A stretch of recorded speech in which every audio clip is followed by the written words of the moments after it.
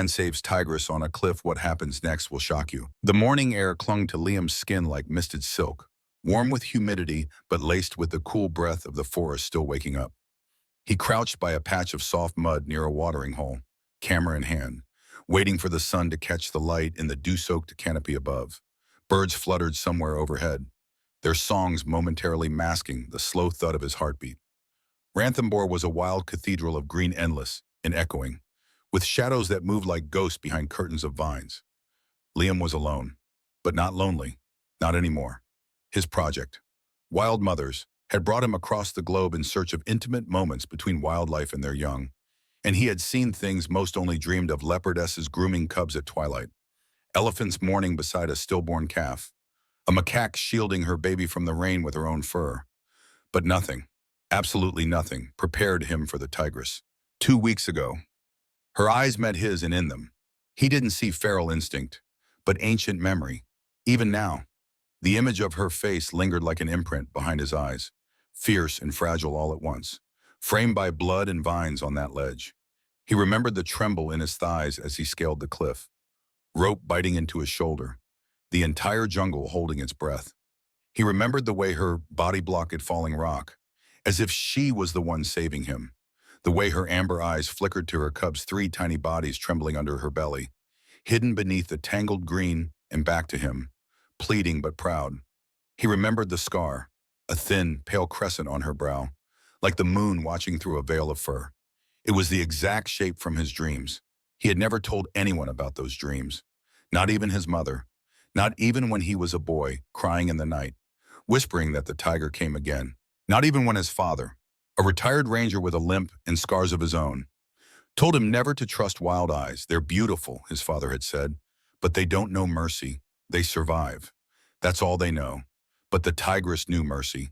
He was certain of that now. On his second day back in Ranthambore, he found no sign of her, no paw prints, no disturbed brush, nothing. It was like she had melted into the jungle again. But then, on the third day, just before dawn, he heard it, not a roar, a breath, like a deep exhale from the forest floor.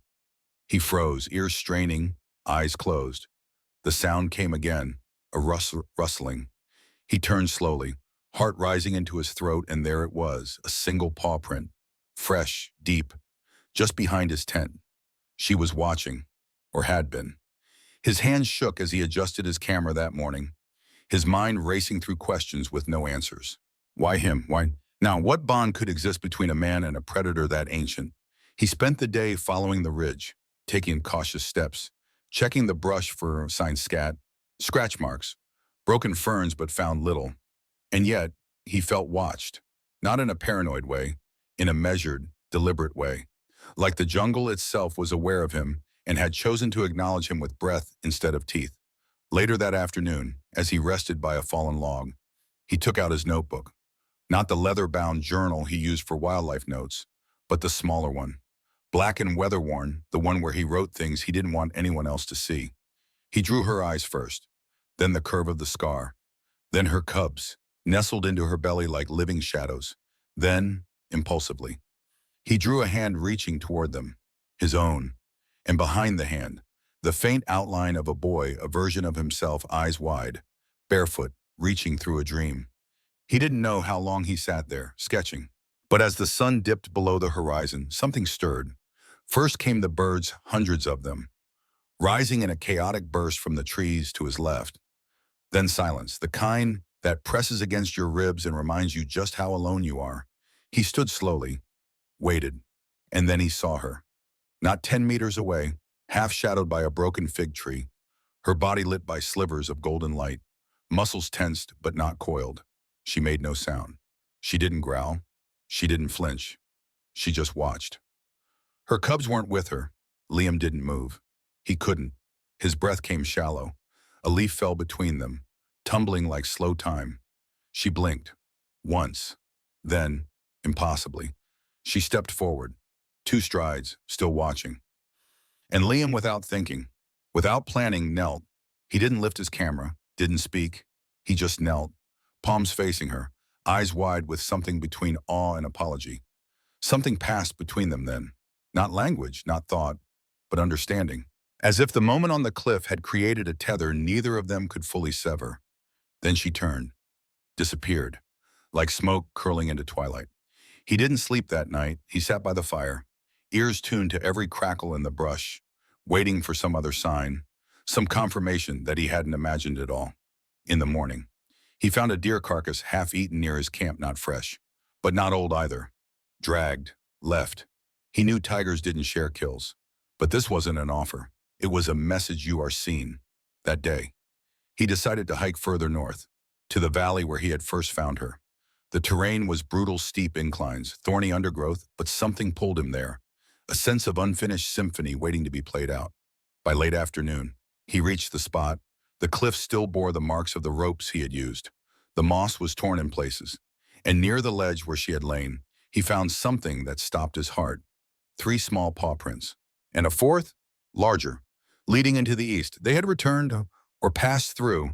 Perhaps they lived here now. The prints were fresh, and then, from the trees to his right, a low rumble, not threatening, not urgent, but unmistakable. He turned. His camera fell, forgotten, into the dirt, because standing on the ridge not 20 feet away was one of the cubs. Not a cub anymore. A young tiger, lean and bright-eyed, shoulders broad with youth. It looked at him, head tilted, curious. And behind it, deeper in the shadow's eyes, 3 pairs, watching.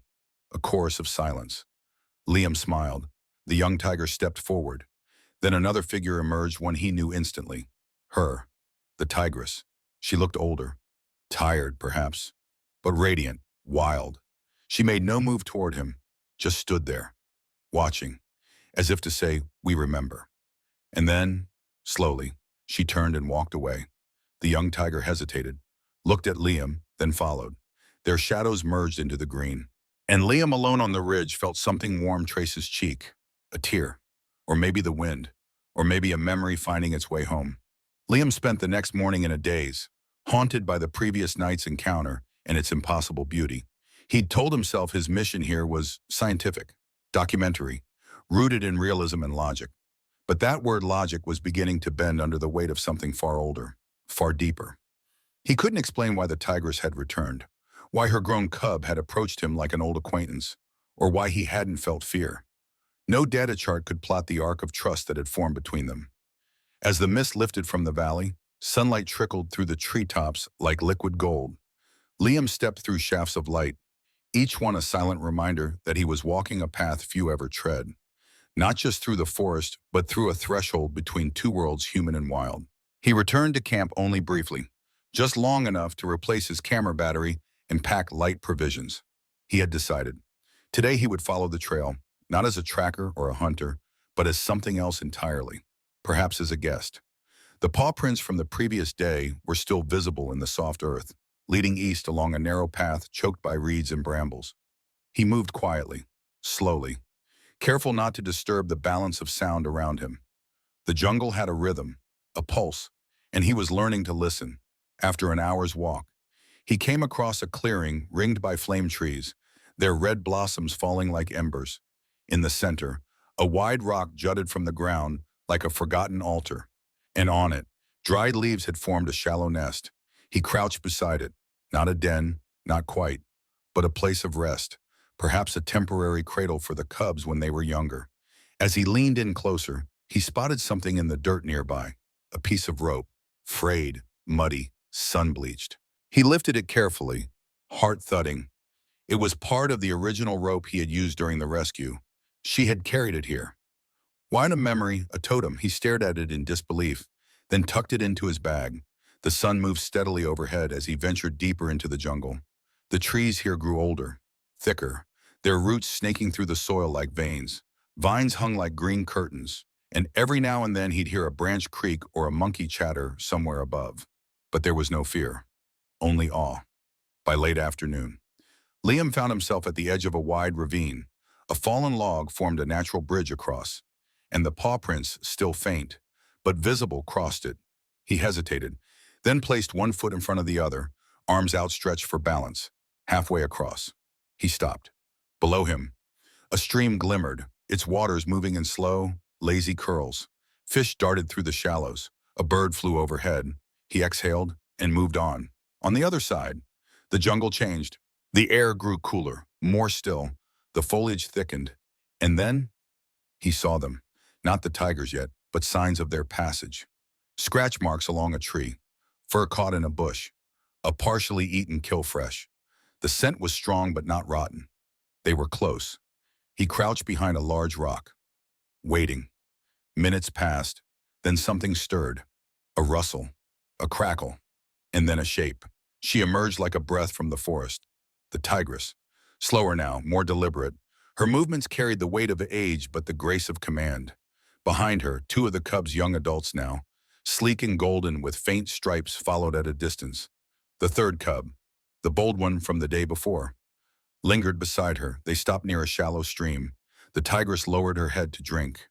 The bold one watched Liam. He stayed still, resisting every urge to lift the camera, knowing that some moments lose their power when caged in glass. After a minute, she looked up. Their eyes met. She didn't growl, didn't retreat. She simply stood, water dripping from her whiskers, eyes steady. Liam slowly reached into his bag and pulled out the piece of rope, held it out, palm open. Her gaze flicked to it, then back to him. And then, incredibly, she stepped forward. 4 paces, 5. Her cubs tensed but did not move. The tigress stopped a few feet away, her massive frame towering but somehow gentle. She sniffed the air, tilting her head. Then, softly, she leaned in and brushed her face against the rope in his hand. For a heartbeat, the world stopped. Liam couldn't breathe, couldn't think, only feel. And what he felt was trust, a fragile golden thread stretching between two lives. She pulled back, turned, and without a sound, began to walk away, but not before looking over her shoulder once more, as if inviting him to follow. And so he did. For the next 3 days, Liam shadowed them not as a tracker, but as a silent companion. He kept his distance, never overstepping, never intruding. But they didn't hide, didn't vanish. They allowed him to witness. He saw them hunt together, saw the young ones wrestle like kittens and splash in the river. He watched the tigress lead them with quiet authority, correcting with a growl, rewarding with a gentle lick. And each night, he slept nearby, wrapped in his tent beneath the stars, hearing their low purrs and distant rumbles like lullabies. On the 4th morning, they were gone. No sign, no sound, just silence, and the rope, now missing from his bag, left neatly coiled beside his tent. Liam smiled. It was enough, more than enough. He returned to camp with footage he hadn't dared to film, images that existed only in his heart. When the rangers saw him again, they were stunned not by his return, but by the look in his eyes, like a man who had glimpsed something sacred. He told them little, only that the tigress lived, that she led, that she remembered. And when they asked how he knew, he simply said, "She showed me." Back at the Wildlife Center, Liam declined every media request. He shared no photos, no stories, except with one person, an old ranger with a limp and tired eyes, his father, over tea. In a quiet cabin, Liam unfolded the rope and placed it on the table. "She gave it back," he said. His father stared at it for a long time, then looked at his son, and for the first time in years, smiled. "You trusted the eyes," he whispered, "and they trusted you back." Liam nodded. They did. That night, in the silence of his room, he opened his journal and began to write. Not an article, not a documentary script, but a letter to the forest, to the tigress, to the child in him who had dreamed of wild eyes and crescent scars, and to whatever force had stitched their stories together. He signed it not with his name, but with one word: guest. The jungle never forgets. Liam understood this now, not just as a poetic metaphor or a romantic ideal of nature, but as a living truth, etched into every rustling leaf, every worn trail, every distant growl beneath the canopy. It had been 3 months since his final encounter with the tigress and her grown cubs, and yet the memories remained as vivid as the day they unfolded.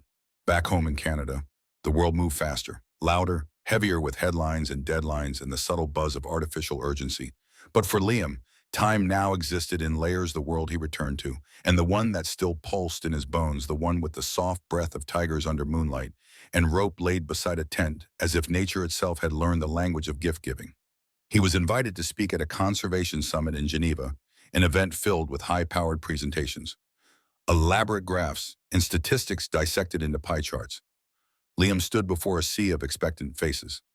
his prepared slideshow untouched. Instead, he held up the rope, frayed, coiled, stained with mud and memory. "This," he said softly, "is not a relic. It's a conversation." A murmur moved through the crowd. He continued, voice calm but steady. "3 years ago, I dreamt of a tigress. Not metaphorically, literally. She stood on a cliff, with wounded eyes and a scar on her brow like a crescent moon. I woke up shaken. That dream returned again and again. And one day, in the Ranthambore jungle, I found her. Or maybe she found me." The hall fell quiet. Even the translators paused. "I rescued her from a ravine. But in truth, she rescued me from something deeper. A belief I had carried all my life that humans could only observe. That connection was always one way. But in those eyes, I saw a recognition, trust, and over time, something more sacred than footage unfolded. I was allowed into her world, not to film, not to control, but to witness." A hand in the back of the room rose. "Do you have photographic evidence?" Liam smiled faintly. "No, not of the most important moments. The jungle gave me a story, not a souvenir." Later that evening, as he left the venue, a young woman approached him in the hallway. She wore a ranger badge from Assam and had tears in her eyes. "I saw her," she whispered. "Or one of her daughters. Crescent scar. Same shape. 2 cubs beside her." Liam froze. "We're near Kaziranga. Last year." She wasn't afraid, just watching. Liam felt a rush of something ancient spiral through him. The story was continuing, not in his hands but through the land, through bloodlines, through wild whispers passed down the way humans passed down lullabies. That night, unable to sleep, Liam stepped out onto the hotel balcony, the city lights below like constellations trapped in concrete. He reached into his satchel, pulled out his journal, and flipped to a page near the middle. On it, sketched in faint pencil, was the face of the tigress. Below it, a single word she remembered. The next morning, he booked a flight back to India, not for a documentary, not for a project, just for return. Something inside him had shifted. He no longer wanted to collect stories. He wanted to be part of one. Days later, he found himself back in Ranthambore, greeted by old friends, guides, rangers, and the same tea vendor who used to mock his terrible Hindi. But the jungle was different now, drier, louder in some places, emptier in others. There were whispers of new roads being cut through protected areas, of forest patches cleared to build viewing platforms, of sightings down and noise up. It broke Liam's heart, not because he feared the tigress would be gone, but because he feared her children might never know what silence felt like. He didn't venture deep the first few days. He listened, walked the outer paths, spoke with locals. He learned of a ranger post being relocated, of a section of forest recently fenced off for tourism enhancement. The fence ran straight through the eastern quarter, the same path the tigress had once led her cubs through. On the 5th morning, Liam woke early, heart racing, not from a nightmare, but from a sound. A roar, distant but clear. It wasn't an attack, it was a call. He grabbed his bag, not bothering with gear. He knew where it came from, the eastern ridge, the fence. The air was hot, still clinging to Dawn's cool breath. Liam moved quickly, feet remembering the trail before his eyes did. When he reached the clearing, what he saw twisted his chest. One of the grown cubs, now a massive male, paced angrily before the new metal fence. His golden coat shimmered with sweat, and his tail lashed the air in agitation. Beyond the fence, Liam saw another tiger smaller, likely a female trapped on the other side. Between them, human lines, artificial division. And above it all, silence, oppressive and unnatural. Liam didn't think. He climbed the nearest watch platform, waving and shouting toward the distant ranger station. No response. He pulled out his flare gun, a standard-issue tool he barely used, and fired once into the sky. The tiger below turned toward him, eyes locking for a brief second. Recognition, possibly.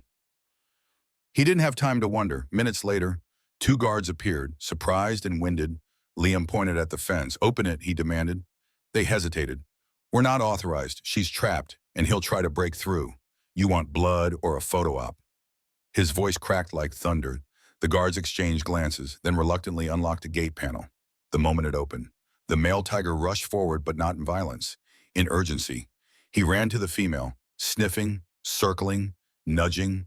She responded with a soft growl, pressing her flank to his. Then, like mist fading under sun, they vanished into the jungle. No camera captured it. No tourist applauded. But Liam watched, chest heaving, heart full. He later learned the fence section had been approved without full environmental review.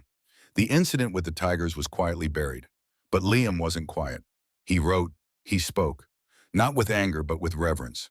We build walls, he told a gathering of school children. But they build paths. They remember not boundaries, but bonds. One child raised a hand. Do you think they know your name? Liam smiled. No, but they know I listened. That night, Liam returned to the ridge alone. He found the spot where the tigers had reunited. The grass was still bent. He sat there for hours, the stars creeping overhead.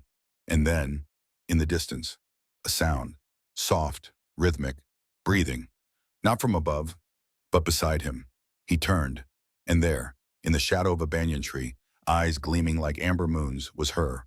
Older, thinner, but unmistakably her. The tigress. She didn't come closer, didn't need to. She simply stood, watched, and blinked. Once, slowly. He bowed his head not in submission, but in thanks. When he looked up again, she was gone, but the grass still moved, and the night still listened, and in the quiet between heartbeats, Liam whispered, I remember too. The following morning arrived as if the stars themselves had leaned down and whispered secrets into Liam's ear all night long. Sleep hadn't come easily, not because of discomfort, but because of the electric hum inside him, the way memories of the tigress clung to his mind like mist to the jungle floor. She was there, still, real, still walking these ancient trails, still watching, still remembering. He'd seen her with his own eyes, older and thinner now, perhaps nearing the end of her journey, but not alone, not forgotten. It haunted him in a beautiful way. Back at the ranger outpost, Liam sat on the steps with a chipped enamel mug of black tea, the bitter taste grounding him as the world stirred awake. A forest officer named Anil, young but sharp-eyed, sat beside him in silence, finally breaking it with a quiet, she trusts you. Liam didn't respond. He didn't have the words, not ones that would make sense outside the forest. There's a reason, Anil continued, why some people enter the jungle and see only danger, but a very few, the jungle lets them see itself. That line stayed with Liam as he spent the next 2 days wandering the edge of the buffer zone, sketching, observing, recording sounds of birdsong and distant growls, refusing to enter too deep unless invited again. He had come to respect the line, the invisible threshold between what humans were allowed to know and what only the wild had earned the right to keep. But then the call came, late one afternoon while he was cataloging ambient recordings under a mango tree. His satellite phone buzzed. It was Devika, an old contact from the Wildlife Trust who had once accompanied him on a leopard tagging mission years ago. Her voice was tight. Urgent. Liam, we've got a situation. Northern corridor near Pyrof Ghat. A tiger's been tranquilized by poachers. Not killed, not tagged, not moved, just left. And it's wearing something. What kind of something, we're not sure. Locals found it groggy near a dried creek bed. They say it had markings on its side. Patterns, like symbols. Ritualistic. Liam's chest went cold. Where is it now? We're trying to locate it. The signal's intermittent. Could be heading toward the old East Ridge. His heart sank. That was her territory. Or had been. Without waiting for permission, Liam packed his gear and set off, his legs moving before his mind could catch up. The forest was a blur of green and shadow, vines swinging like forgotten pendulums, roots clawing at his boots. By nightfall, he had reached the halfway point, a ridge of volcanic stone overlooking a stream that shimmered like silver in the moonlight. And then he heard it, not a roar, not a growl, but something stranger, a series of low pulses, like humming, mechanical. He followed the sound cautiously, slipping between branches until he reached a clearing, and what he saw froze the blood in his veins. A tiger young, female stood swaying, her eyes wide and unfocused. Around her neck hung a crude collar made of wire, an old tech and RFID tag blinking erratically, emitting the strange pulses. Her side had been marked with white paint, strange symbols that looked almost tribal, but distorted. Wrong, behind her, half hidden in the underbrush, was a motion sensor rig, poachers, using her as bait, tracking other tigers, waiting to capture what she led them to. Liam's breath caught. This wasn't just cruelty, it was strategy. They were using a tiger to hunt tigers, and if this young female had wandered from the tigress's bloodline, that meant they were close. Too close. The female staggered. Her legs buckled. Liam stepped forward slowly, whispering her name though he didn't know it. His tone was soft, almost like a lullaby. She looked up, and for the briefest moment, her eyes cleared. She recognized something in him. She didn't run. He reached into his pack, pulling out a tranquilizer reversal shot he had brought as precaution. Carefully, carefully, he approached, avoiding sudden movements. It took him 7 minutes longer than his lungs could bear, but finally, he reached her side. He slid the needle in just above the shoulder. She flinched but didn't lash out. As the antidote began to work, her breathing steadied, the beeping slowed, but then a twig snapped. Not his, not hers. Behind him, he spun just as a figure emerged thin, masked, dressed in dark khakis and boots. A poacher, holding a dart gun. Liam raised his hands. "You don't want to do this." The man said nothing, just raised the gun. Then something moved. A blur of orange, a shadow, a growl that wasn't just sound but thunder. The poacher screamed as a weight slammed into him from the side. Claws, teeth, roar, dust, blood, silence. When it cleared, the poacher was gone, dragged into the brush, his cries swallowed whole. And standing over the spot where he'd been was her, the tigress, covered in mud and leaves. One eye cloudy now, but still her, still powerful, still fierce. She looked at Liam, then the young female, then back again. The family bond was clear. Liam could feel it, without a word. She approached the younger tiger, licked her cheek once, firmly, and then looked up at Liam again this time. Not as a threat, but as a partner, an ally. The jungle wasn't asking him to step aside anymore. It was asking him to stand with it. That night, Liam didn't return to camp. He stayed in the clearing, lighting a small fire, keeping watch while the tigers rested nearby. At dawn, he dismantled the motion sensors, smashed the remaining tech, and buried the blinking collar beneath a stone cairn. He marked the tree above it with a symbol of his own, a spiral, drawn in charcoal, not a claim. A promise that this ground, this patch of earth, soaked in sweat and blood and breath, would remember by the time he returned to the outpost. The rangers were already buzzing with news. 2 more poaching camps had been uncovered. Raids were being planned. Liam didn't stay to celebrate. He sat quietly beneath the old banyan near the fence he once stood beside. And as wind passed through its leaves, it carried a sound like breathing, like memory, like gratitude. He opened his journal, wrote a single line. She protected the future. And in that moment, he understood the jungle wasn't just alive. It was ancestral, a mother not of species, but of rhythm, of debt, of return. Rain came to Ranthambore with the soft, rhythmic certainty of a heartbeat, slow at first, then growing in urgency, falling in warm silver threads that tangled in leaves and pooled in the footprints of creatures long since passed. The monsoon season transformed everything. The dry brush shimmered with life. The cracked earth swelled with green. And the forest exhaled. Liam stood beneath the overhang of an old watchtower, now half swallowed by vines and moss, watching the rain carve new rivers into the soil, and wondered not for the first time if this land had ever truly needed him, or if it had merely allowed him to believe it did. It had been 6 months since that night in the clearing, since the Tigress had appeared out of darkness and saved him a final time. 6 months of whispers and interviews in attempts to explain the unexplainable to a world that wanted data, not devotion. But the world had changed since then, just slightly. The collar program designed to use captive tigers as living bait was dismantled. 3 poaching rings had been exposed.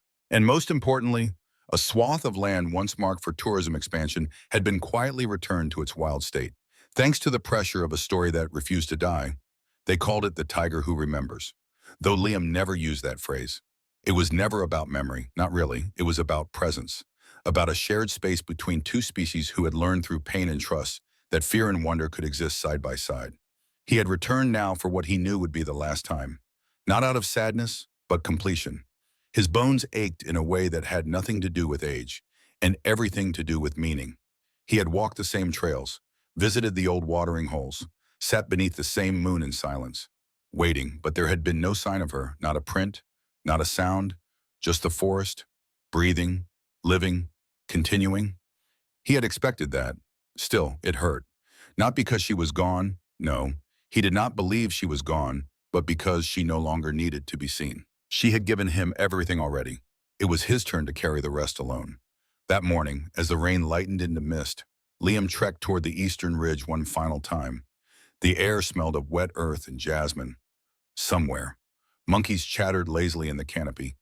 Every step forward was a step into memory, the ravine where he first saw her wounded and unyielding. The banyan tree where she had returned once more. The clearing where her daughter had collapsed beneath the weight of human cruelty and rose again through the gentleness of a father's tongue. When he reached the top, the world spread below him in muted greens and browns, rippling with life, vast and quiet.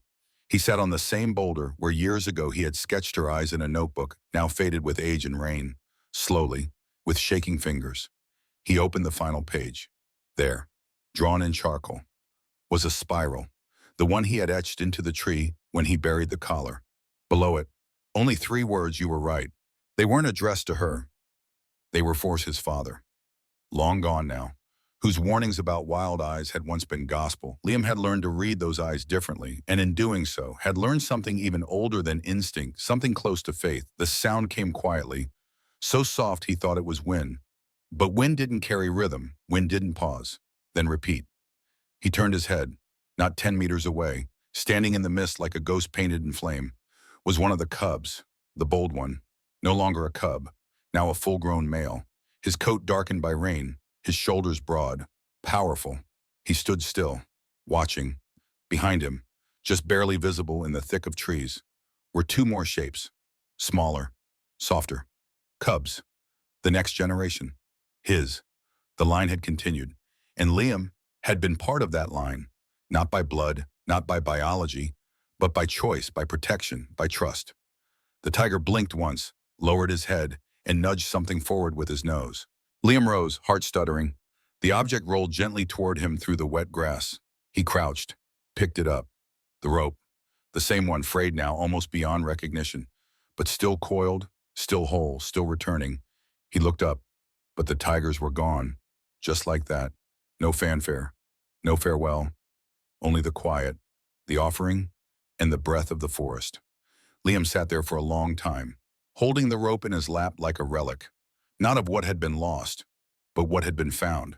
That night, back at camp, he didn't write in his journal, he didn't photograph the rope, he didn't post to the world. He simply built a small fire, brewed a cup of tea, and let the rain tap against the canvas like an old lullaby.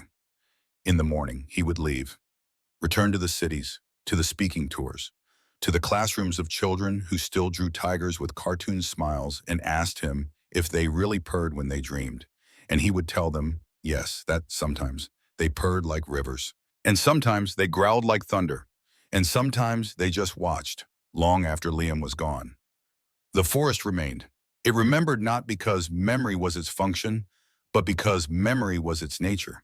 And in the eastern ridge, where the trees grew thick and the rain fell slow, a spiral still darkened the bark of a banyan, a mark not of ownership, but of understanding.